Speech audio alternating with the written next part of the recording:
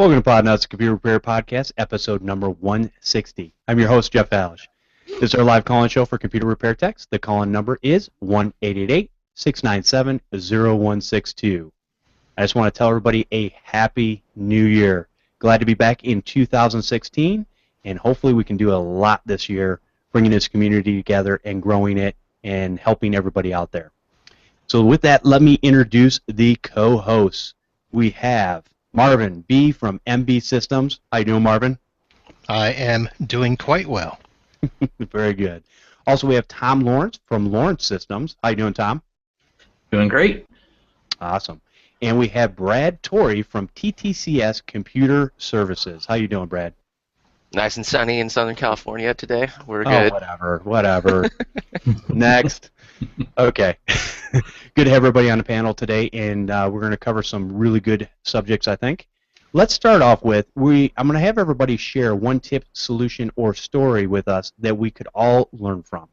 And I'll go ahead and start. I had a Dell Alienware X51. It's a Dell Alienware desktop computer that would not install Windows 7. Now, they had a bad hard drive without the F6 FLPY or F6 floppy SATA driver using the USB or DVD media.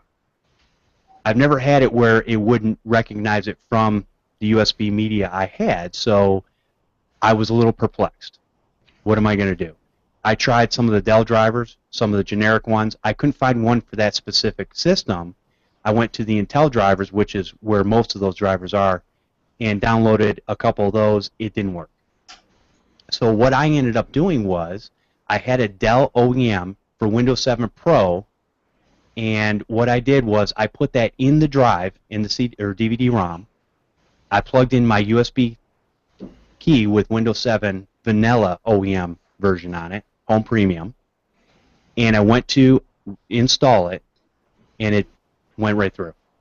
So apparently, when it needed that driver, it was on the OEM on the OEM DVD-ROM, and it picked it up from there, and boom, started going right away. So that was my tip for what I did there. I also have a link, and I didn't get a chance to try it because I'd already fixed the problem by this time, but John Dubinsky sent a link to the Intel site for one of their generic drivers for the F6 floppy disk utility for AHCI. So I will put that in the show notes, and you guys can check that out. Maybe that'll help you. Hopefully, we won't be running into this in the near future if everybody's moving over to Windows 10, which I think from the residential side, a lot of people are, whether they want to or not. So with that, Marvin, what do you got to share with us this week? In terms of, I guess, a tip, I did have one customer right before Christmas that is using one of the host VoIP providers, and they woke up Christmas Eve, or I didn't say wake up, they went into their office Christmas Eve and didn't have any phones. Oh. And technically my office was closed, but I did get the voicemail to my phone, so I listened to what they said, logged in, and they were still on the phone with the provider, so I called in, we got on the phone. And the reason that they actually called me, because I finally got this customer to realize that they should not let anybody else tell them what to unplug or turn off or reboot on their network without talking to me first. Because this provider was going to have them, restart the router, unplug this, and redo the modems. And so I logged in remotely, and I said, well, it's not an internet issue because obviously I can get in and I can browse from the server. Long story short, it turned out that there was some sort of DNS issue, and the phones would not work unless we switched everything over to the Google public DNS. Would not work with the provider's DNS settings from their internet service, would not work with OpenDNS, would not work with AT&T, anything else until we went to Google Public. And it was an interesting deal. I still don't think it's fixed, but the only tip I can say to that is I was just glad that my customer called me and we were able to get in there and tell the provider not to start resetting stuff and turning stuff on and off because it would have disrupted their business, and it was a mess. But they're good. They're working. Well, that's good. I think you found a workaround for the situation, which is good, and that's going to help somebody out as far as I don't know that I would have thought about using Google DNS for that particular situation. So that's a good tip. Well, I don't want it to stay that way Right. because anytime you call in with any other issue on the internet, one of the things that the providers will do is ask you to make sure that you're using their DNS servers. So I told them, I said, I need this to go back to the way it was, and if they ever give me a resolution, that'll be great. Okay. Very good. All right. And with that, Tom, what have you been? What kind of tip or story do you have for us this week? Oh, you ever watch Dr. House? I love the way he says, people lie. And sometimes I fall into believing no one touched anything. I'm probably going to post a photo maybe on Google Plus or something. We have a client, on and off client. They don't use me. They use anyone who will work for cheap. And when those cheap people won't answer, they call us. And their network was down. This is a large commercial client, too. And I hadn't been in their server room in a while, number of years, because they were my client from when they were purchased from another company. And then the cheap people took over, and, well, things are really out of hand there. And the wiring mess is one of the worst I've ever seen. They said no one touched anything. I'm just looking at it going, it's just one of those wow moments. And turns out their firewall had burnt up. So it seems simple enough, but when they said they didn't touch any wires, you think you could just swap out the firewall. They touched all the wires, and none of the wires were plugged in where they're supposed to be, and the mess in there made it really difficult. So I spent probably the first 15 minutes believing them, and then once I decided not to, I'm like, all right, this is New Year's Eve. So once I realized that they were lying, we put it all back together. You just pull everything out and start over and say, okay, and then it worked. So I was pretty happy about that. So we've just kind of learned, you think you're trying to save time by them telling you, oh, no, we didn't touch anything. This box just doesn't turn on now, so it must be this. Exactly. I don't even know why we spend the time in asking that question, because you always find out, it seems to me, you always find out something later that they say, oh, yeah, well, but I did this. Right, and it's the building manager's the one who initiated the call to this location. But after a little while of playing, I talked to the girl in the office, and I said, who else was in here? And she goes, oh, he was in here pulling all the wires out and plugging them all back in. I was like, great, that's the information I needed. He told me he didn't touch anything. Now at least I know I'm not crazy. That's good. Yeah, like, because this doesn't look right, so it doesn't only should work if it's plugged in this way. Oh, that's why it isn't working. That's a great story and good tip there. Yeah, definitely. I hate to say sometimes it's hard to believe them. Don't always believe your customers. You want to believe the best in people, but just don't believe the story they're telling you about their broken hardware or software. They're like children. I didn't touch it. I didn't. It just was like this when I got here. I just threw the photo up on Google Plus. It's pretty wild. Oh wow! You know what you should do is take a photo of the router, switch, and all the cables, and post it somewhere, so that when you go there again, if they say nobody touched it, you just pull the photo out and see if it looked like it did before. When you see the photo, it's pretty wild. We actually, part of what we do when we do jobs, especially when we deal with messy clients like this one, is we document in photos. All my guys are required to use your camera phone to take a picture of what happened. Yeah. And there's a lot when you have these weird clients that use multiple IT guys, they're really difficult people. And they usually find some IT guy. They got a guy that will come out and work for little or nothing, but he's not reliable. So we take a picture of what we did, and that's how it looked when we left. And then anything that happens afterwards is look, and then we upload it to their client file as like a history. Right. Yeah, we do the same thing. Yeah. Very good. All right, Brad. What type of tip or story do you have for us this week? Well, sort of a tip in that we've been investing a lot in the past several months in like building up our SEO, trying to find passive ways to find new clients. I mean, we've been going out and doing all the networking and trying to market, but you know, we have a great website, but if no one's going there, it's kind of not doing anything for us. Right. So trying to get that to actually work. And so it's been slowly picking up. We've gone from getting 0 calls at all ever off of our website to, now it's a couple a week. And they're all quality though. There's no random people calling and just kicking tires. Usually when I get someone calling from my site now, it's because they're interested and I end up going and servicing them. So and really just by doing that, it's just the basic stuff. Go through and make sure that you claim your Google business page and all the related pages. There's Bing and Yahoo. I don't think anybody actually goes to Bing and Yahoo, but it seems to help all the your SEO juice when you're listed in more places. And then the most important thing we did was because we do more business clients and we don't have a lot of clients coming through the door. We have long-term relationships with a few. We don't have any Yelp reviews, or we didn't. Our clients were just like, they rely on us to do all their tech stuff, so we would have to go through and actually write the Yelp review for them, like we would do anything else, and that didn't seem right. So we started pushing, sending out a reminder email and a link, and just saying, hey, it would really help us out if you could leave us a Yelp review. And I got just a couple, but 100% of my reviews are 5-star, which seems to, even though it's only 2.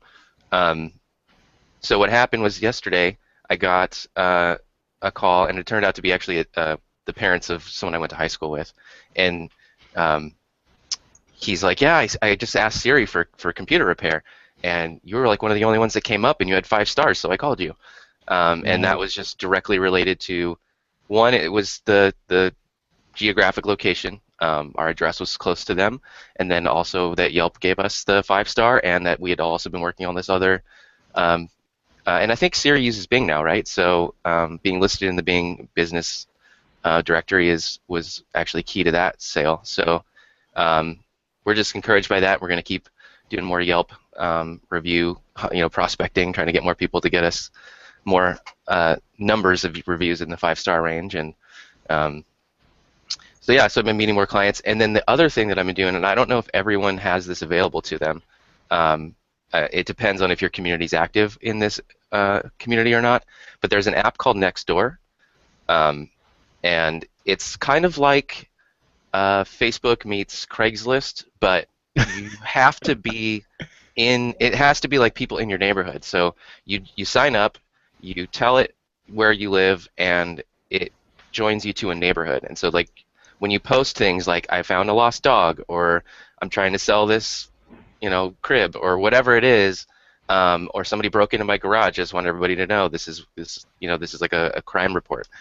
There's a lot of active chatter in my neighborhood and the surrounding ones.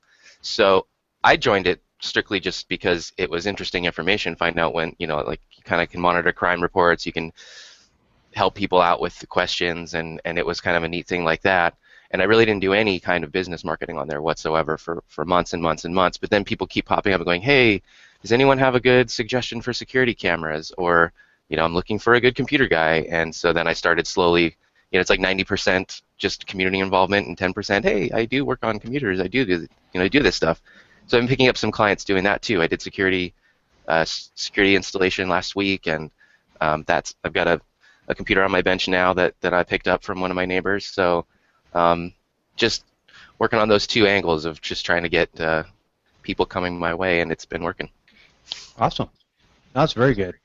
Yeah, definitely the Bing, all the things that you can do online for free. Definitely sign up for those. Get validated for your business, whether you're doing it out of your home or you're doing it from a regular, space like Tom.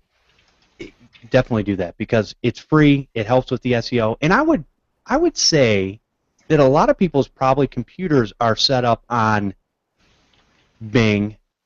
Not maybe all of them, but I would say maybe in a 20 percentile already. And a lot of people, they'll just do a search. They'll go in the nobody types a google.com. They just type in Google or pet food or whatever, and it takes them to basically a search. So whatever search is in that particular browser, that's where they're going to go. So I definitely encourage that. That's really good. In the neighborhood thing, that's genius, I think. Yeah, let us definitely know how that's working out for your business. I will also say that is a great app. We use it in our community here, and it's great. Okay. Excellent tips. Excellent stories. All right, let's go ahead and we are going to play a voicemail real quick, and this is from our friend Kerry Holzman. And here is what Kerry has to say. He was listening to some podcasts a while back, and he has a comment, or actually a story, so this kind of fits in this segment. Hey Jeff, it's Kerry Holzman. How you doing, man? I'm driving back and forth to California. That's when I have time to listen to podcasts. I've been catching up on some of the Podnutz Daily and Podnutz Pro shows, and I just heard a great show. I wanted to share a story with you. There was some discussion of a QNAP running a virtual machine, and the Cricket server went down, and data loss, and backups, and imaging. I've got a client that I had, and then they dropped me. They went with somebody else, and then they came back to me in 2008. And I set them up with the Seagate Black Armor NAS, and it's been running solid for, well, since 2008, right? So for 7 or 8 years now.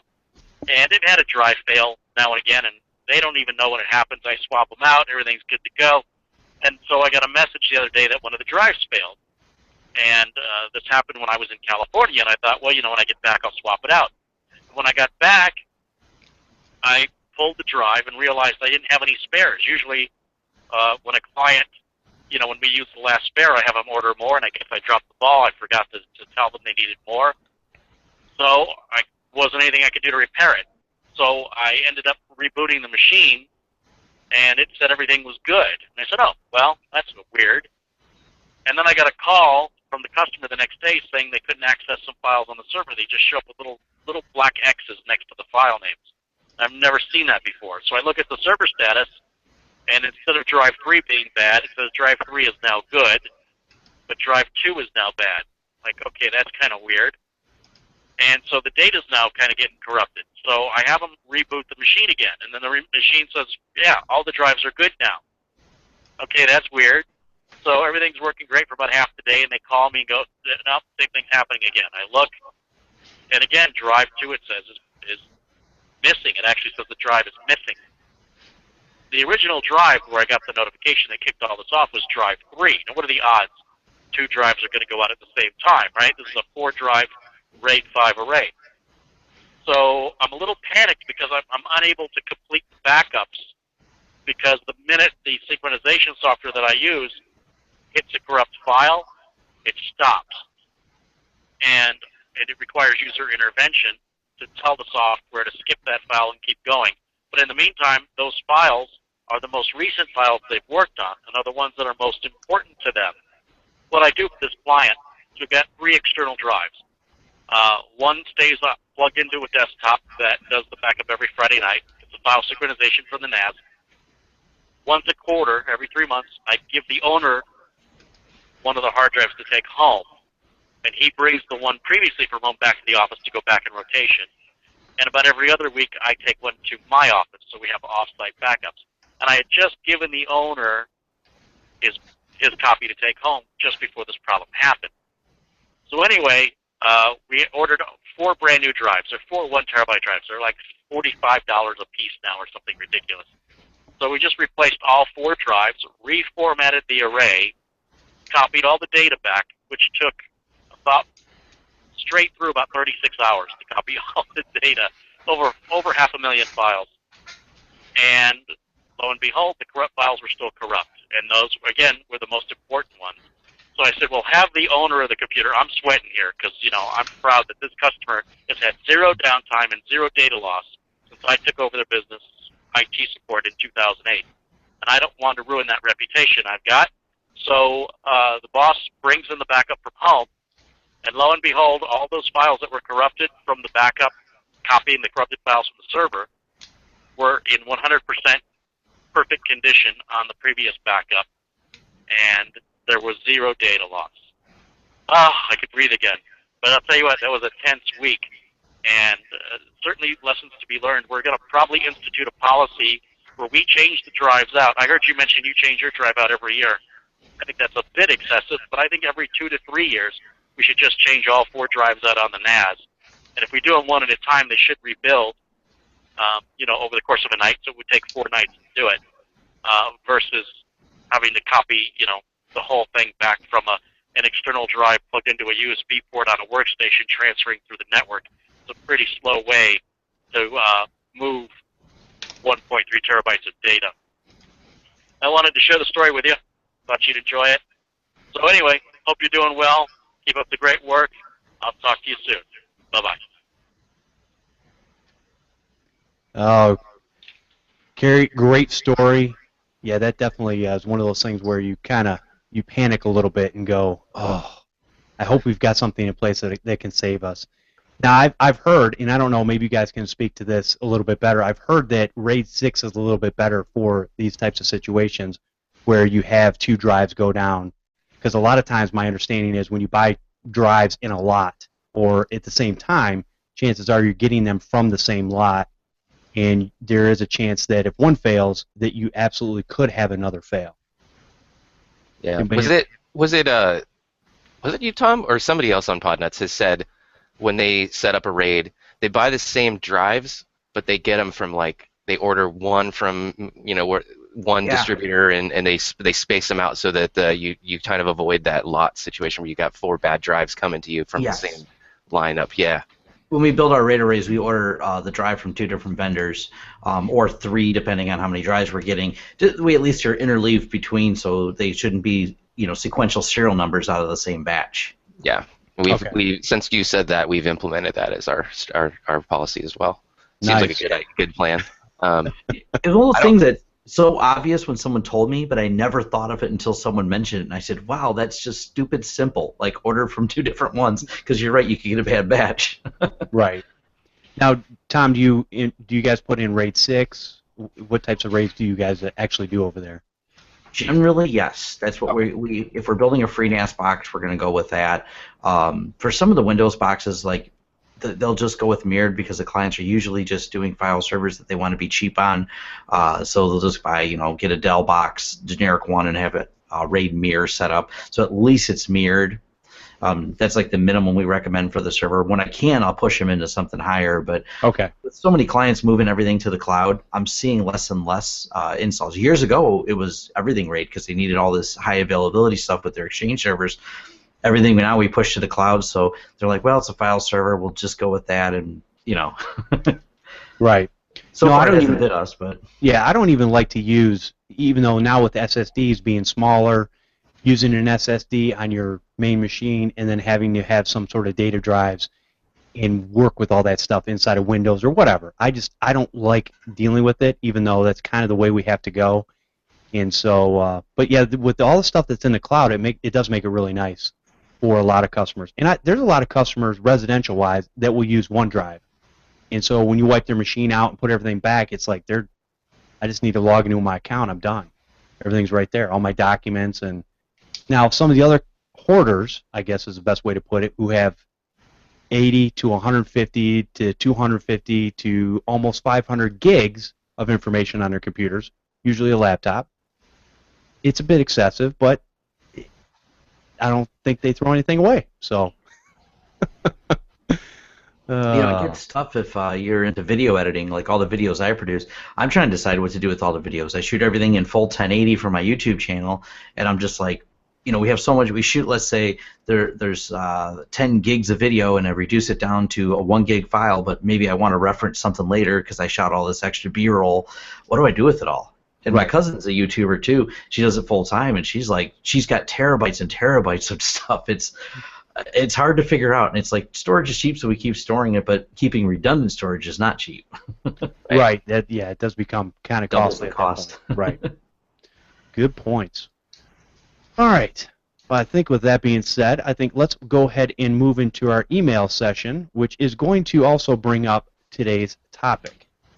So the main topic for today we'll talk about in a minute, but this email came to me a little while back, and I've had some back and forth with, and this is John Tuttle. It says, Jeff, let me start off by saying that you have done well staffing the show with guests. That's because of the awesome guests that agree to come on the show, so thank you to all you who actually show your faces on the show. We definitely appreciate it. I've enjoyed everyone. Wait, is this live? What's that? Is this live? This is live. You didn't know that? Sorry. I should have told you that before. No, I was just kidding. Having said that, please don't take offense. I need to get something off my chest. Okay, here goes. And I don't get offended because everybody knows I don't really care. But with that being said, no, I'm just kidding. I do care. Sometimes. I've noticed that you frequently mention your attitude towards those types of customers you don't want and how there's enough work in your patch of America that you don't really need them or their idiosyncrasies making your job life tougher. You also recently mentioned that when you come to a job and a customer wants it done yesterday, you just calmly state that the job will get done when it gets done. With that, and let me throw a caveat in there. I always tell them, and it will also be done right. So that kind of melts that a little bit. You mentioned that you don't understand why some other techs would take the same job only to jump when the customer says jump, putting themselves in a position where they are constantly trying to please a customer that may never get pleased. Yeah, you'll never find that in my neck of the woods. I'm not trying to please anybody. At its core, I agree with you. Taking work that will cause you grief in the long run is most probably not worth the time and trouble. That there are always customers out there that are never satisfied. The one thing I think you're forgetting is that it may be easier for you to take these kind of situations in stride because it is not your primary means of support. You have said numerous times that you work for one of America's big three automakers, Ford Motor Company, I believe. What this means is you don't take some jobs because you can. I would suppose that for some techs out there, this line of work is their primary means of support. So while they may not want that customer or undocumented rat's nest in the closet, they may have no choice. You have the luxury that others may not, just something to keep in mind. Thanks, JT.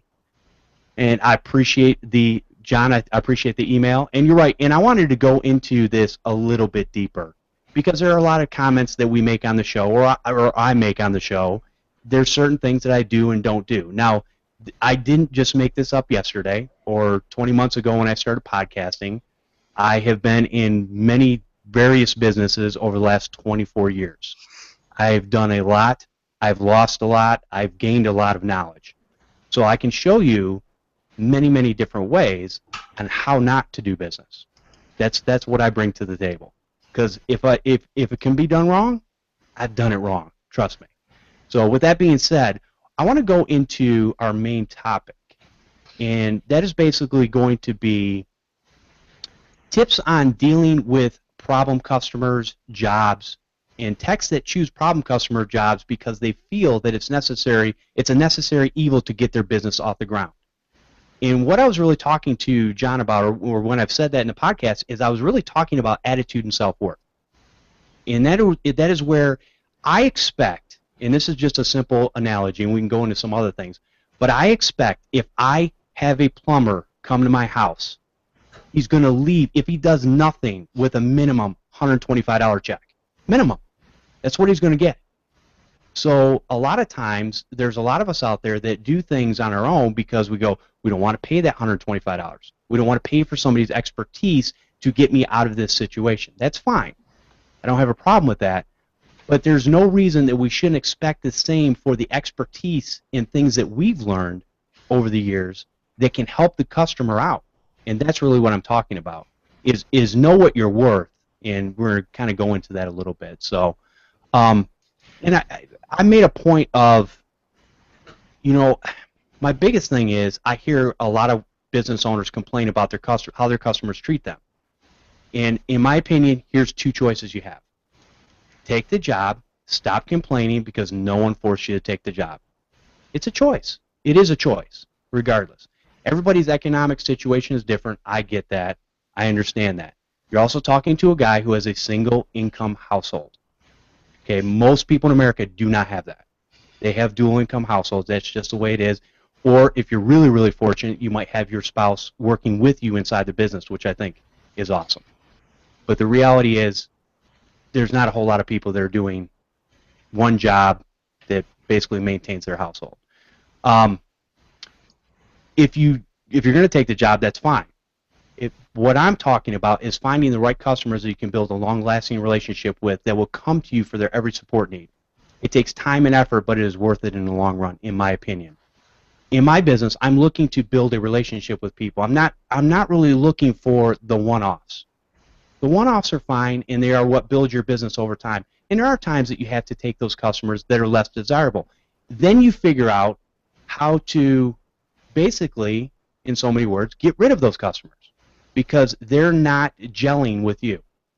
And really that's what we got to come down to, is that I don't understand people that would work with somebody that they don't like to work with. So with that being said, anyone want to chime in on their thoughts in response to what we're talking about? I learned a long time ago in one of my friends, and he has a photography studio, and we were talking about how he got his start, and he's very successful. And one of the things he would say, he goes, early in his days, he had someone go through his photography contract and pick out things they didn't like and start marking it up. And I mean, and he sells high-end packages, and he says, he goes, I was broke. The bills were due. Everything was due. And he goes, I'm watching this lady pick apart my contract, and I'm going, I really need the money she's going to deposit today to pay my bills. But instead, he leaned across the table after she marked up the contract, slid it back over to him. He ripped it in half and said, I must not be the guy for you. And he says, he goes, I learned in life. He goes, I never sell myself that way. Now, 15 years ago, I think he told me that. It was probably even before I started my business, maybe. And but I kind of kept that in my head. And I've always, this is my primary job. I've been in business 12 years, so yeah, I got a lot of clients now. But I never think you should sell yourself and just be beaten by someone, because once you start down that path, it makes you hate your job. It makes you wonder why you went into business for yourself, and you just go, this isn't me. This is bad. So it's like it's kind of like holding your own dignity and self-respect and say, you know what? You just can keep yelling. You can keep complaining. You're clearly not someone for me. There's someone out there that can help you.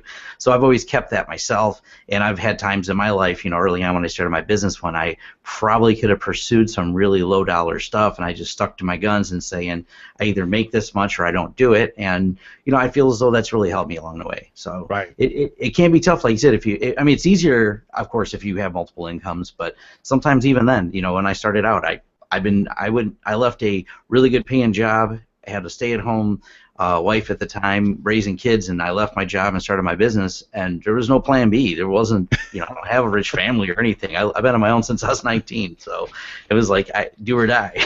Yeah, exactly. No, and that's a very good point. But again, I think your friend, what he tried to get across was, again, about self-worth, knowing what you're worth, and going ahead and feeling okay to go, I'm not going to take the job that is going to, and whether people believe it or not, some of this stuff will harm you mentally, whether you realize it. Yes. It'll affect you over time, and you'll get to a point where you're like, why am I doing this? This is horrible. And the reason I say that is because there's a lot of people in the industry, and I'm part of different groups and forums, and I hear people that have been in this business way longer than I have, like 20 years, and they're still complaining today.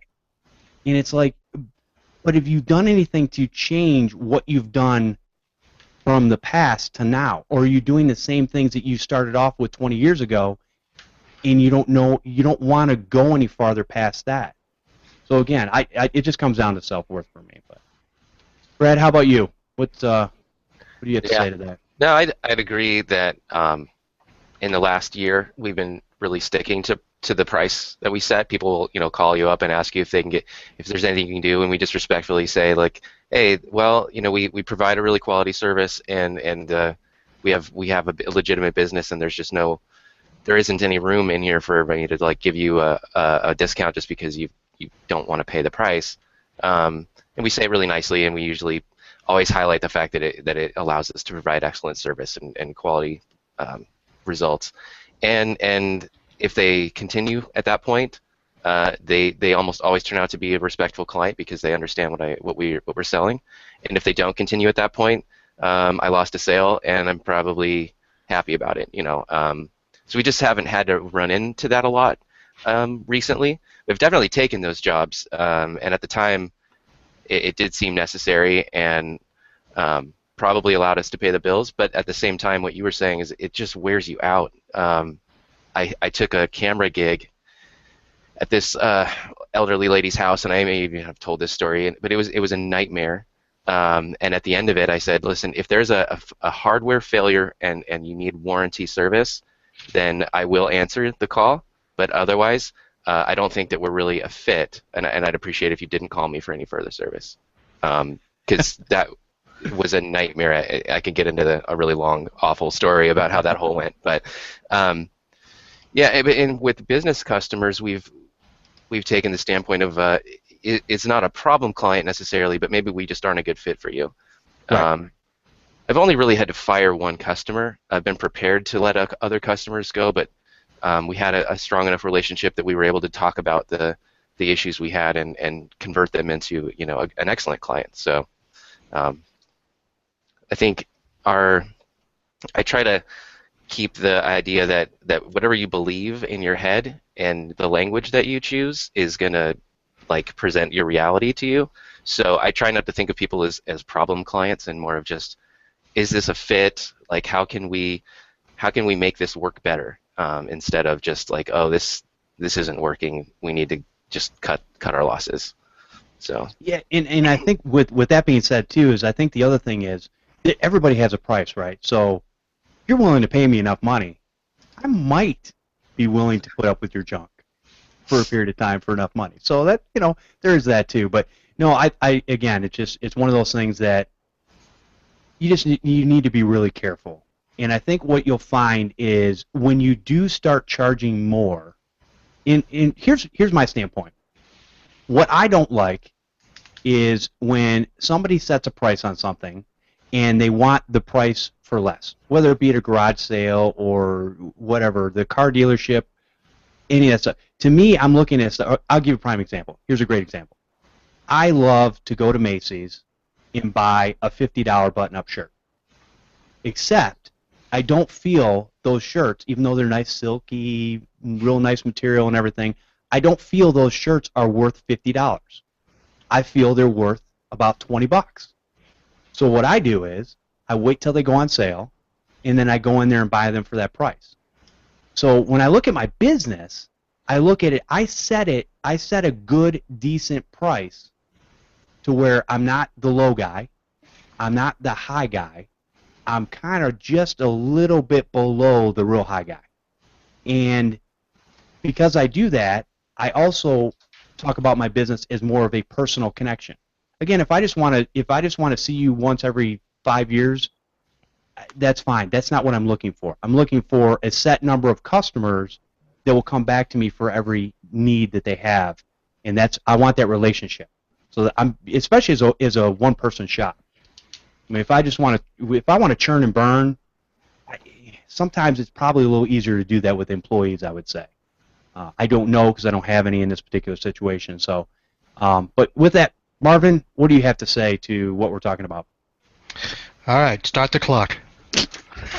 Here we go. Let me give my story. When I started out, and I, was in a situation where I probably did take some jobs I shouldn't have, but in the beginning, you just basically make the choice. Do you want to pay the bills or do you want to make a stance?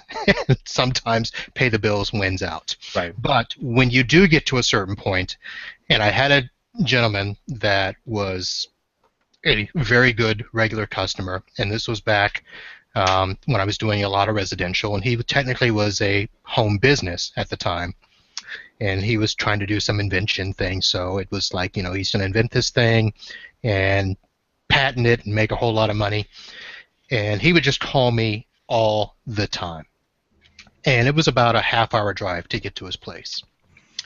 And as I started getting busier and busier, I couldn't be as responsive to this gentleman as he wanted. And the day that he called me at 8 o'clock on a Sunday morning, and I told him I just can't. And he's like, I will pay you, double the rate or whatever he said. And I finally had to say, it's not about the money. And I said, you are not allowed to call me at home ever again. Now, customers don't get my home number or my cell number or anything else anymore. But that was when I started drawing the line in the sand as to what types of things I would deal with in my business or not. But I was in a much better position to where I didn't feel like if I don't take this job, I'm not going to have money today. So it's all about a comfort level. There are times where we do still take a couple of clients like that, and usually it's because of a referral. If one of my good customers refers me to a business, and my wife will attest to this, there are times where I hang up the phone and go, I know I'm not going to like this. But out of respect to the person that gave us the referral, we'll go. And most of the time it turns out just okay enough for us to to make it work. But I do let the person know that, listen, this is not our standard practice to work in this manner or with a business like yours or whatever the situation is. And I tell them, the only reason we're here is because of the referral that came from my other clients. And that kind of sets the expectation that they realize, okay, we thank you very much for coming out, taking care of us. And if it turns out that, you know, they get into a better situation or they grow into a bigger bit, whatever the reason is, we will keep some of those on. Some of them it's just a one-off. They know that we only came out there to help them because of the referral, and we'll refer them to somebody else. Those types of things. But Jeff, one thing I wanted to hit on when you made the comment about knowing what you're worth. Not all technicians are worth it. Well, I think that's a good point. I think we have to, you know, at some point, you know, be fair across the board. That, you know, we're in an industry where, you know, even though there are certifications that are out there, not all techs do certifications. Not all techs care about certifications. Not all techs care about quality of service, customer service, the value perception. So we in a sense have to police our own.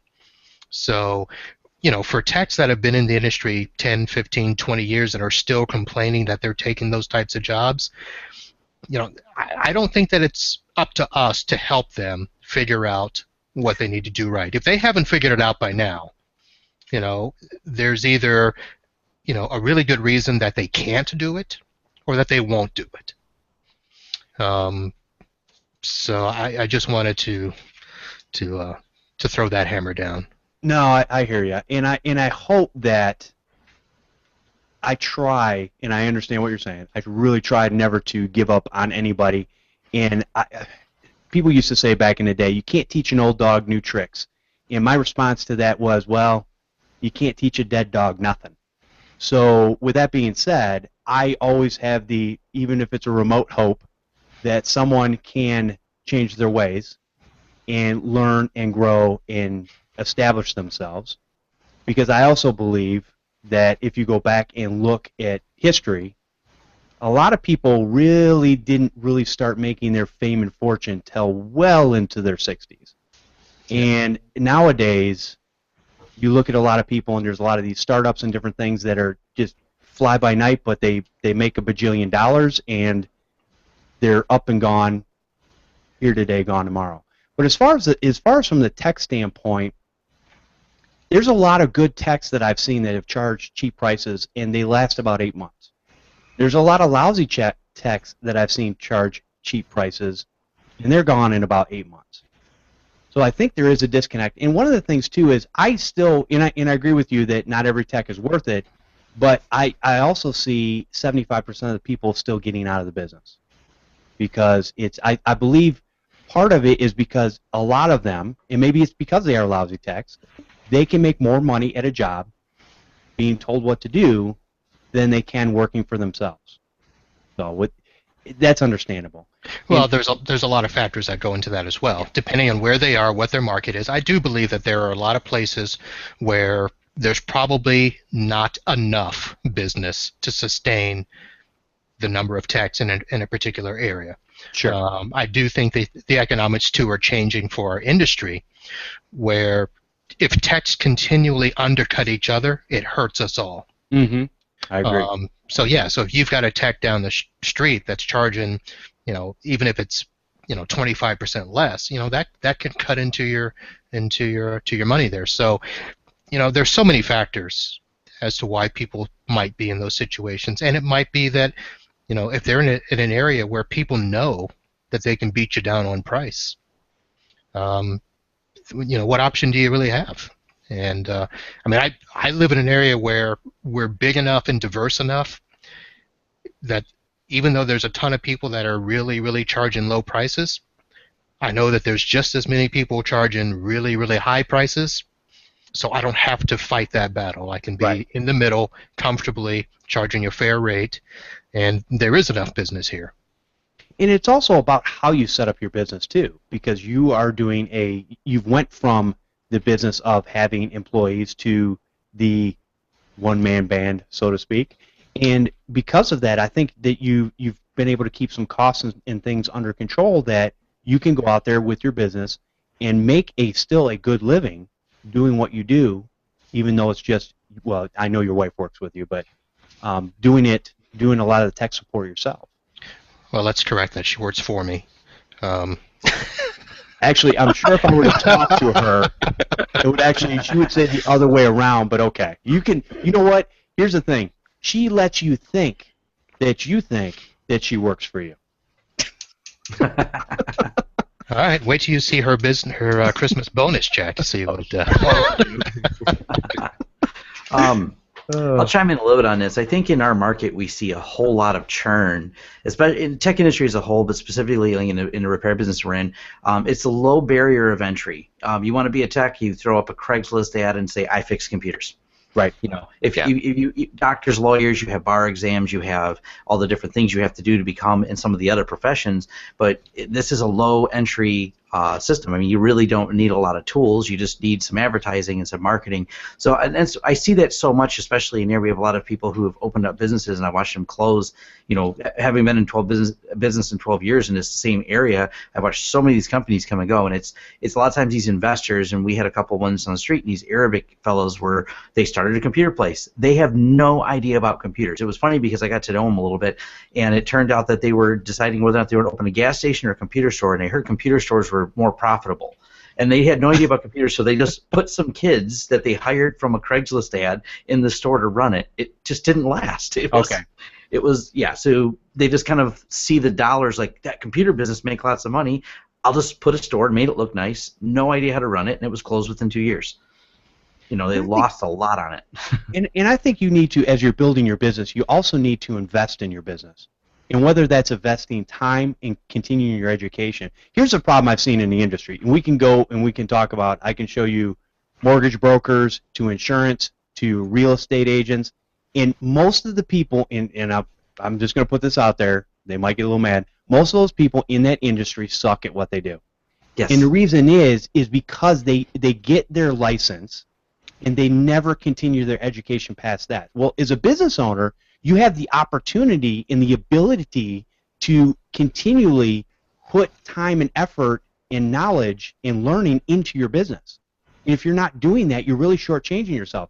If you go, man, I've been doing virus removals like this for 5 years, and I've got it down to a science, and I can't improve it one bit. Well, maybe that's true. Maybe it's not. But how do you know if you haven't really looked into it? So I think that's the other thing, too, is I think when you're continuing your education in your business, you feel a little bit better about the prices that you do charge to your customer, because they're paying not for you to fix something, they're paying for your expertise because they don't want to learn it themselves. Yeah, every time I get stuck and have to dig my way out or do something that's kind of new or whatever, I always feel like I kind of leveled up a little bit, and I have a little bit more confidence when I'm setting my prices, you know. Right. Especially the last like 2 years, I've just it just feels like leaps and bounds to where, maybe I wasn't worth the prices that I'm charging now 2 years ago, and wouldn't have, felt justified doing that, like setting that price. So there is something to be said for like charging what you're worth. When I was charging cheaper prices, I probably was worth, that's what I was worth, because I didn't have I knew stuff, I knew a lot about computers, and I knew a lot about how to fix things, and technically I knew pretty much everything that I needed to know, but I didn't have the actual hands-on experience to just like, oh yes, I know what to do in this situation, right? Yes, I know how to do that and do it well, because I've done it 15 or 100 times. Right. So. No, that's a good point, because a lot of us, we're continually learning at a certain level, and it's okay to not know things. And I think when you're starting off in this business, it's okay if you're just getting your feet wet and you want to charge a little bit less. But I'm going to tell you, if you're just getting started in this business, I'm going to tell you, look at the market around you. If you want to cut just a little bit because of maybe your expertise or lack thereof, go ahead and do that. But don't try to bring yourself down to the rock bottom level. Because number one, you're never going to have enough. Again, we've talked about this before, if it's beer and gas money you're after, that's fine. But quite honestly, man, I run into, even on the residential side, I run into a lot of problems where I go, this is ridiculous, the amount of time that I might have to put into something, because it's just so weird. Now, that doesn't happen all the time, but when it does, you're kind of like, man, I'm really eating it on this one. But I always look at those situations, too, as I'm able to learn from them. And that's what we want to do. We want to keep. So whenever you're doing something or you have a bad situation or you have a bad customer, don't look at it as a bad situation or a bad customer, like Marvin said. You can basically look at it as a learning experience. Learn from your experiences. And that way you don't have to make those same mistakes over and over and over again. Let's also remember that just because we've gotten up in our years of experience and we've learned the new stuff, we can work on servers, we can do MSP stuff, sometimes we're going to have to do stuff we don't want to do. Yes. I really don't want to do virus removals anymore, but my customers still get viruses, so I still do virus removals. Absolutely. So if a tech is complaining because they're still doing stuff they did 10 years, that's the nature of our industry. That's what our business is. So. Oh, I can't. I really don't feel like taking apart laptops anymore either. Quite honestly, I wish I wasn't so darn good at it because I would probably give it up. But it is. I mean, laptops are for my business anyway, are the number one thing coming in, whether software or hardware. So they're definitely in. You know, because every laptop's a little bit different, right? So you run into these weird things sometimes where you're like, why did they put hinge covers on here that hold some wires in that could potentially pinch this and make it not work? It's like, what engineer designed this? Yeah, it looks great from the outside, but when you get deep inside, it's like, why did you do that? You could have left open hinges like everybody else, and it would have worked just fine. But anyways, that's my overly that would have engineering made that crazy. What's that, Marvin?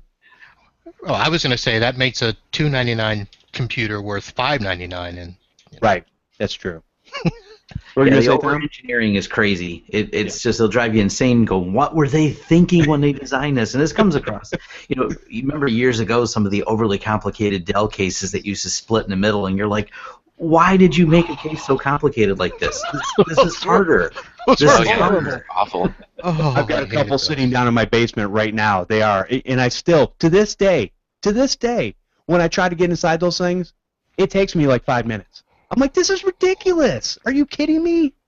Yeah, they tried to design them to be toolless, and they were for enterprise, so they wanted the IT guys to be able to get in and out of them really fast, but that was not the case. Yeah. You had to have like 8 hands. Yeah, two screws and pulling a side of the case off is much easier to me than anything else anybody could design.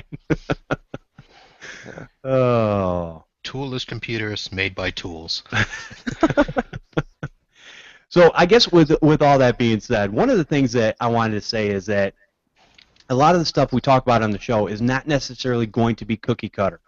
The wonderful thing is, with all the different guests and different opinions and things that we have coming on the show, is going to give us many different ways of looking at something. So what I tell everybody is, here's what you do. When you're listening to the show, you use the grocery store method. And what I mean by that is, if you go in a grocery store, even though you can pretty much buy anything on the shelf that you want, you're not going to. You're going to buy whatever you need for that week. You're going to take that home and consume it. Do the same thing with this podcast. I want you to be able to take little bits of information that will hopefully help you improve your business. You don't have to all of a sudden do a 180 overnight. It is a process. Take it as a process. Learn from others. That's all I'm going to say about that. So, I think if a lot of people take that to heart, I think a lot of things will. I think people will stay in business and be successful in their business, because I still think, in the United States of America anyways, is that this is probably the best place that you can own your own business. And it's probably, there's no ceiling revenue. In other words, you can make as much money as you want to make. If you work for somebody else, you're only going to make so much. That's just the way it is. So I think it's still a great opportunity, and I hope people take advantage of it. Just learn. Keep learning. It's funny. We've all seen the video that got passed around. America's not great anymore. I think everyone's reshared it a million times about we're behind on science or behind in this. But we lead the world in entrepreneurs. We're not afraid to fail. We have the confidence to do it, and we're the disruption. This is where disruption. This is where Uber is. This is where Google is. This is where Elon Musk came from South America, came here and launched stuff into space. You know what I mean? True. I mean, we lead the world in entrepreneurship. Yep. That's hands down. That's true America. And the other nice thing too is, this is coming from my standpoint, is that I'm able to do my business part-time, even while I'm working a full-time job. Yes. And I do have a goal to eventually go into full-time, and because I just have so much time vested in my regular job that there's just no point in giving it up right now, especially with a full pension on the table. Now, I will tell you, if that pension ever disappears, I would jump ship in a heartbeat, because I feel that I can make a lot more money in this business than I can working for somebody else, even though I make a decent wage. So it was tough for me to leave. I left I was IT director for a tier 1 Ford supplier. I had a 6-figure income, lots of paid vacation and everything else. Mm-hmm. It was hard to leave. It was when the company found themselves in some financial trouble. I took the opportunity to get out. And it was like, okay, they disrupted the job. I guess this is the time, and I don't look for another job. I'm going to do this thing on my own, and just, went and did it. Learned a lot along the way. Absolutely. That's great. Brad, any other parting thoughts as we're kind of ending this subject off? No, but same thing as Tom. Like, get a good job, and that you think is about to go under and get laid off and get some get some severance pay, and then start your business. Sometimes I never got severance pay. Sometimes that is the kick in the pants that people need. But what's nice is you can build yourself up to where, and Mike Smith is a testament to this. When he lost his job years ago, he went into this thing full bore. As a matter of fact, talking about that, we're going to be on doing a IT Jetpack tomorrow, for those that are listening live, tomorrow morning or tomorrow afternoon at 12 p.m. Eastern Standard Time. And Mike's going to talk about some of those different things that he's gone through with a couple other people in their businesses, of where they kind of almost lost everything and had to come back from that. So it should be some good stories. But Marvin, any parting thoughts?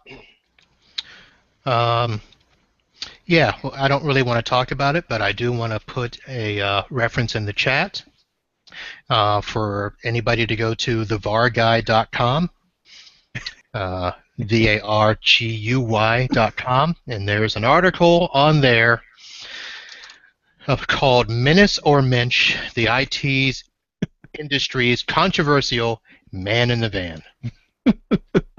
Yes, we're not going to talk about that. Go read the article, and I don't know who the guy is in the bottom of the article, so just so you know. It might look like it's me, but it's not. All right, Chief. Yeah. Chief technician. No, no, it's a very good article, very good thought process behind it, and I actually had talked to the person that T.C. Doyle who wrote the article, and hopefully we'll be in some talks later this year and kind of cross those bridges and kind of see what's going on in the industry. All right. Let's see. Tom, where can people find you at? Easy way to get a hold of me is lawrencesystems.com. There's all the links to where you can find me. I'm on Twitter. I'm on Facebook. I'm all over the place. I comment a lot on social media. Call me, text me, anything, email me. I love talking to other business owners, and I do a lot of interaction between my YouTube videos. Anyone needs anything, I'm always willing to give away. I'm very big in open source. That means anything we build, I give away. All the code and everything. So okay. We're going to be publishing more of our internal code pretty soon. I set up my GitHub, so anything we do internal, I'm going to be just pushing it up as we do it. Okay, awesome. Very cool. All right, and Brad, where can people find you at? My website's probably the best way to get a hold of me, ttcscomputerservices.com. You can also find me on Google+, but I'm not very active over there. Mostly email is probably the best way. There's a form, and my emails is listed on the website. So, and actually, if anyone is in Southern California and not in Orange County, that's listening to this, that's got an independent tech or a shop, you can reach out to me, because I am looking to make some coordinated arrangements so that I don't have to leave Orange County, but I can still service some of my customers that are creeping out that way, whether it's in LA or the Inland Empire, or San Diego, actually. Awesome. Yeah. Very good. And Marvin, where can people find you at? All right, if you're watching the video live now, you can see me at mbsystems.net, or you can go to maninthevan.net. Either or will take you to the same spot. Same place. Well, appreciate you guys coming out on the show today and sharing with us. It's been awesome as usual. I learned a ton getting good ideas from everybody. Good chat room, good things going on there. So come join us live for the Computer Repair Podcast every Sunday at 4 p.m. Eastern over at podnutz.com/live. You can join in on the conversation by calling in live and hanging out in the chat room. We also have audio available over at podnutz.com or subscribe using your favorite podcatcher. You can also subscribe to our YouTube channel, Computer Repair Podcast. You can email questions and feedback to the show using Podnutz at podnutz.com. Or you can leave a voicemail at 1-888-697-0162, like Mr. Holzman did, and we played that on the air. I want to thank all of our Patreon supporters. We really appreciate it. And I want to give a special shout-out to Kyle Kenyon from Pro Tech Guy Podcast and David Graham, two of our new supporters of the show. Appreciate it. You guys can support this show by going to patreon.com/Computer Repair Podcast. And I want to thank everyone for listening and subscribing to the show. We'll see you next time on Podnutz, the Computer Repair Podcast. All right. Good show, everyone. Marvin, can you actually hear dance party music, or you just have listened to the podcast enough that you know that's where it fits in? That is so ingrained in my memory that I just know the instant it will start. And if you could tune up the video and the audio, you would see it is in perfect sync. I will put this out there. One of the things is we are changing kind of the little bit of the format of the show. I want to take it down to an hour. I've had a couple people suggest that, so I want to be respectful of everybody's time that comes on the show and shares with us. So we're still live right now on the YouTube channel, but I want to cut it for the audio portion so people can consume the show, because it is a weekly show. There's a lot of information we share, and hopefully we can get better at that. Any topics that anybody wants to share with me via email, go ahead and do that. I'm looking at probably starting up a email newsletter, even though it's one of those things that I really don't want to do, but I will do it so that we can communicate. We've got some things coming down the pike that are going to be very good for people to hear on a timely manner, versus a lot of people don't catch up with the podcast. Some of them listen to it 6 weeks later or whatever it is. So in order to get that timely message out, I'm going to go ahead and create that so we can get that out to people. We're rocking some new hardware here, so hopefully we'll see. I might bring some audio, different things that I can play back into the live show, but really there's still a lot of buttons and different things that I'm pushing that a lot of people don't see the behind the scenes things that are going on. So we'll kind of play with that as I'm getting a little bit better at my craft, I hope. I will maybe put some of that stuff back in.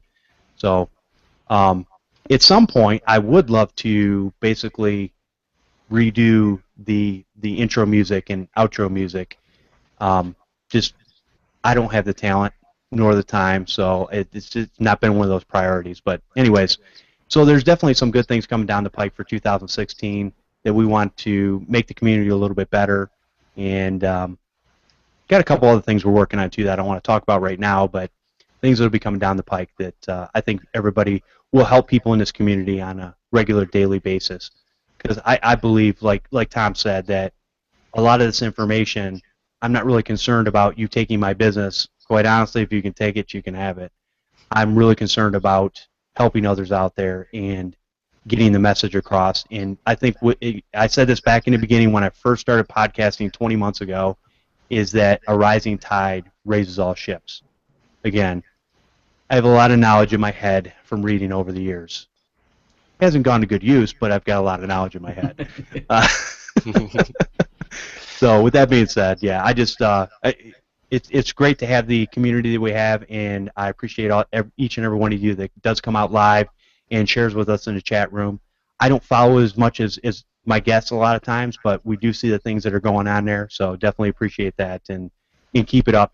Without you guys, we really wouldn't have anything to talk about. That's really what it comes down to. So the more information you send me, the better off it is, and the more we can help each and every one of you.